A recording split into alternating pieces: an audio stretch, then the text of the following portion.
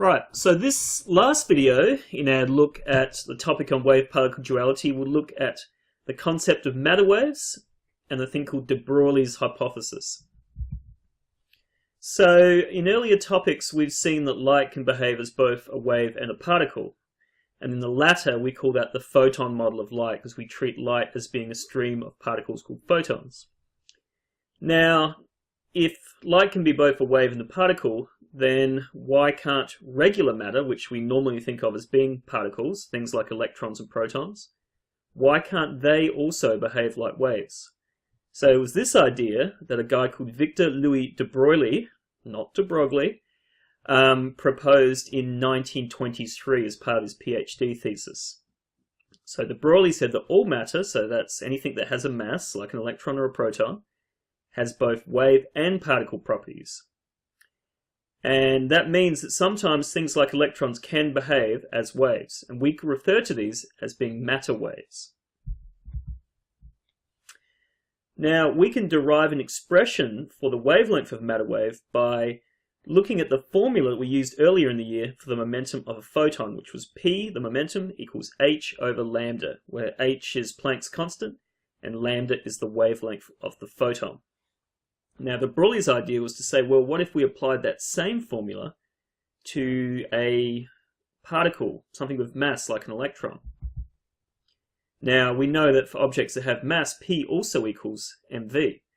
So what de Broglie's done here is he's made P equal to mv equal to h over lambda, as you can see in the second line there. And from there, it's a fairly simple step to then rearrange that to make the wavelength lambda the subject. Now we call that the de Broglie wavelength. So in the box there we have the formula for the de Broglie wavelength. The wavelength equals Planck's constant divided by the mass times the speed at which that body is moving. So if we look at this formula, we can see two things. We can see that the wavelength is inversely proportional to the mass. So as an object gets heavier, its de Broglie wavelength gets shorter. And it's also inversely proportional to the speed. So the faster the object moves, the smaller its de Broglie wavelength gets. So here's a simple example. What would be the wavelength of an 80 kilogram man running with a speed of 18 kilometers per hour? Okay, so you can see there the mass is 80, the speed, once we put into meters per second, is 5. If we were then throw that into the de Broglie formula, we get a de Broglie wavelength of 1.7 times 10 to the negative 36 meters, which is tiny. And that particular example is supposed to illustrate why we don't observe macroscopic things like everyday objects like people, tennis balls, that kind of stuff, why we don't observe them behaving as waves. So in that case, for the man, that de Broglie wavelength was so small that it's impossible to ever measure that or observe it. However, if you look at subatomic particles like protons or electrons and you look at them moving very slowly or relatively slowly, then we can have situations where they start to display measurable de Broglie wavelengths. Now, the main experiment that was illustrated at this point was an experiment called the Davison-Germer experiment. So de Broglie came up with this idea of matter waves in 1923-1924, and then Davison and Germer, who are Americans, performed an experiment in 1927 that provided the definitive proof that these matter waves actually did exist.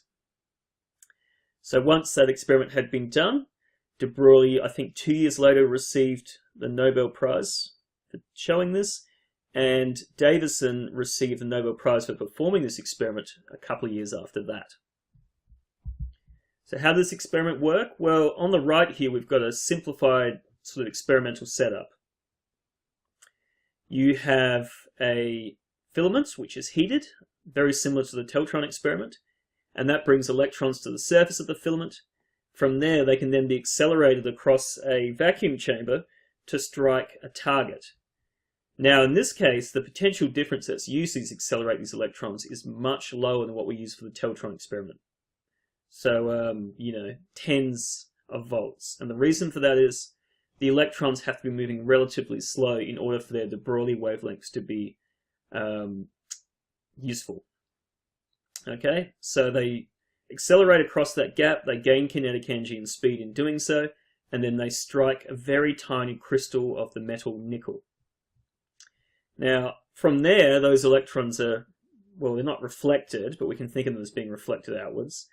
And then there's a movable detector positioned across from there that can be then moved in order to detect the intensity of electrons at particular angles. So the more electrons that come off at a particular angle, the greater the intensity at that position. Now, when they did this, what they observed was there was one particular angle at 50 degrees that had a very strong intensity peak, as shown in that graph to the right. And that occurred when they used a potential difference of 54 volts to accelerate the electrons. Now, we should not observe this happening if the electrons were behaving as particles. If they were behaving as particles, they would essentially bounce off the surface of the nickel, and they'd do that in such a way that the intensity of electrons would be approximately the same at all angles. There wouldn't be any one angle where you saw a big peak in intensity. So the particle model of electrons couldn't explain their observations. However, if you do use de Broglie's concept of matter waves, then it starts to make a little bit more sense. So what happens is the electrons are moving as matter waves. They strike the surface of the nickel crystal, and the nickel atoms inside that crystal are arranged as a lattice, which means they're essentially like a three-dimensional grid. Now, those electron matter waves can penetrate into the top few layers, and then they reflect off in a very complicated kind of way that you don't really need to know for stage 2. But essentially what you get is that you can think of each of the nickel atoms at the top of that crystal as behaving as like a source of electron waves. When the electrons reflect off those top atoms, they reflect off in such a way that it's like the nickel atoms were actually sending out those electron matter waves. So we have regularly spaced sources of electron waves, and that's very similar to what we had in the diffraction grating, where we had regularly spaced light sources as light passed through the slits in the diffraction grating. So you can see in that diagram to the right, we've got a whole bunch of separate electron waves reflecting off each of those top nickel atoms. And what's going to happen is they're going to overlap and they're going to interfere either constructively or destructively. But this only occurs provided that the electron waves have a wavelength that is approximately equal to the spacing between those nickel atoms. If you remember, this phenomenon relies on diffraction, and diffraction of waves only becomes significant when the openings at which they pass through are approximately the same wavelength as the waves themselves, or same diameter as the waves themselves, rather. So what happens is these electron waves overlap and interfere with each other, and then when you have a detector observing these electron waves, you'll get either constructive or destructive interference. And because this is essentially the same as the diffraction grating, the same formula we use for the diffraction grating to calculate the position of maxima and minima will apply in this case as well. So we can use that same d sine theta equals m lambda formula that we've used previously. So let's have a look at the actual calculations that are involved in here. Now, the electrons in the Davis and Germer experiment are accelerated across a potential difference of 54 volts. Now, we know, because they're electrons, that in doing so, they will gain 54 electron volts of kinetic energy, which we can then convert into joules, giving us a value of 8.6 times 10 to the negative 18 joules. Once we know this, we can then use k equals a half mv squared to determine the speed at which the electrons are moving when they strike the surface of that nickel crystal, which is 4.3 times 10 to the power of 6 meters per second, which for us would be a very large number. For electrons is actually quite slow, and that's important because we need to keep that de Broglie wavelength pretty long, and we know that the wavelength gets shorter as the speed of the moving object gets larger. Okay, so once we know the speed, we can then use that de Broglie formula to calculate the wavelength of those electron matter waves as they reflect off the nickel crystal. And when we do that, we get 1.7 times 10 to the negative 10 meters, or 0.17 nanometers as the wavelength. Now, the spacing between nickel atoms in the lattice in a nickel crystal is 0.215 nanometers, so it's very close to the wavelength of those electron matter waves, which means that we should see fairly significant diffraction, which is important if we want interference to occur. So we've got our D, 0.215 nanometers. we convert that into meters, and we set the m value to be equal to 1. So we're looking for the first maximum. So we use d sine theta equals m lambda to calculate the angular position of that first maximum, and when we do that, it works out to be 51 degrees, which is approximately equal to the 50 or so degrees that Davison and Germer saw in their experiment. So what they were observing when they saw that peak at 50 degrees was the m equals 1 maximum for those diffracted electron matter waves, which were meeting at that point and interfering constructively. So this is something that can only be explained if you think about it in terms of waves interfering. Can't be explained if we just think of electrons as being particles. So therefore, Davison and Germer's experiment provided conclusive proof that de Broglie's hypothesis for the existence of matter waves was actually a real thing. He was correct. Alright, so let's have a look at another example of how you might solve problems involving this. This one's from the set of class notes. There is a second example in there as well. But for the sake of brevity here, I'm not going to go through that second example, but you might want to refer back to my notes and have a look at that. Okay, so for this example here, suppose that electrons are used in a Davison-Germer style experiment, but in this case, we're using a sodium chloride, or a salt crystal, and in this case, we're trying to determine the interatomic spacing of the molecules inside that. In other words, how far apart are the molecules inside a salt crystal. Okay, so we fire electrons with a speed of 4.38 times 10 to the power 6 meters per second of the crystal. In other words, that's how fast they're moving by the time they strike its surface. And when we do that, we get an interference pattern, just like we did for the previous example. And we observe that the m equals 1 maximum occurs at an angle of 36.2 degrees to the center. So given this information, what's the interatomic spacing between molecules in the salt crystal? Okay, so the first step is to find the Broglie wavelength of those electrons as they strike the crystal. So for that we need to know the mass and the speed. So the mass is just a standard mass of an electron, 9.11 times 10 to the negative 31, and the speed is given to us at the beginning of the question, 4.38 times 10 to the power 6 meters per second. Alright, plug those numbers in and solve for it, and we get a wavelength of 1.6 times 10 to the negative 10 meters. Now, that becomes our wavelength value for the d sine theta equals m lambda equation. And what we're going to do here is we're going to take that and solve it for d, which will be the interatomic spacing in this case.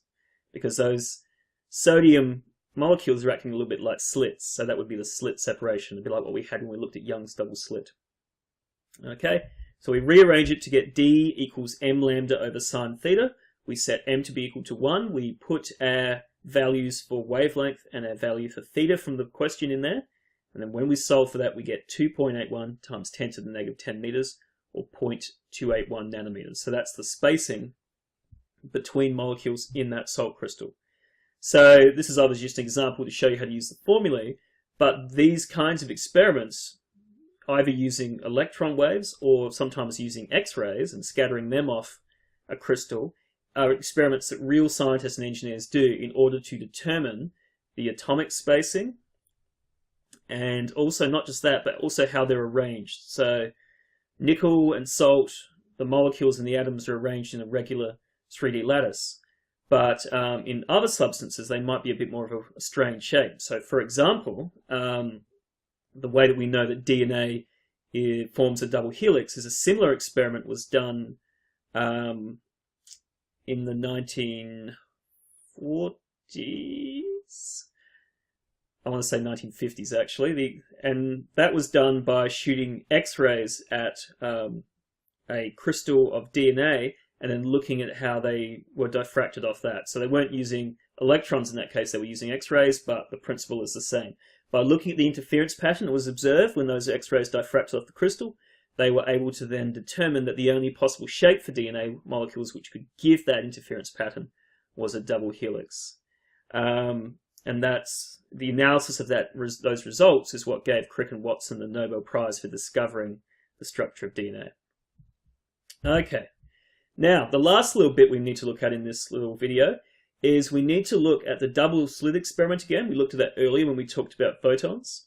But this time we're going to look at the double slit experiment when electrons are passed through two double slits. Now, in the same way that we saw that when the double slit experiment was performed with a very weak source of light, that the interference pattern on the other side would be built up dot by dot as individual photons strike the screen, the same thing will occur if we repeat that experiment with electrons. So in this case, we would have some sort of fluorescent screen which would glow when electrons strike it, and then we would film that screen with some sort of time-lapse camera.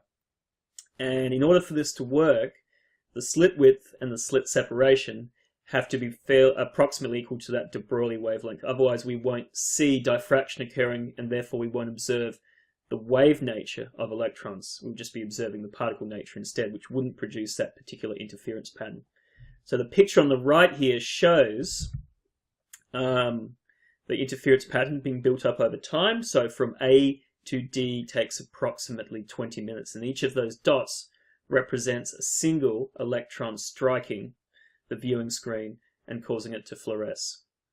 Now, in the same way that Young's double slit experiment in 1801 proved at the time that light had to be a wave and not a particle because it could only be explained by superposition of waves, this experiment is a further evidence that that electrons are behaving as waves in this case, because it's only by the interference of electron matter waves that you can get this interference pattern. If the electrons were behaving purely as particles, we would just get two bright patches behind the two double slits, one for the first slit and one for the second slit. Okay, so that's pretty much us done. We just have a short time-lapse image here of an actual electron double slit experiment being carried out. Now, I don't recall the exact duration of this experiment, but I think it's over a similar sort of time frame as what was observed in that previous picture, so tens of minutes. And you can see here that as it goes on, the interference pattern is being built up dot by dot as electrons strike the screen. And you can see, and I've sped it up a little bit here, you can see that over time we get that familiar bright, dark, bright, dark, bright, dark interference pattern caused by areas of constructive and destructive interference. And these positions for constructive and destructive interference could be calculated using the same d sine theta equals m lambda formula that we've been using for Young's double slit, because this is essentially Young's double slit with electron waves. And we also saw could be applied to the diffraction grating and to the Davison-Germer experiments as well. Okay, so this concludes our little video series on wave-particle duality. We will begin to look at the structure of the atom and atomic energy levels in next week's lesson. Okay, see you later.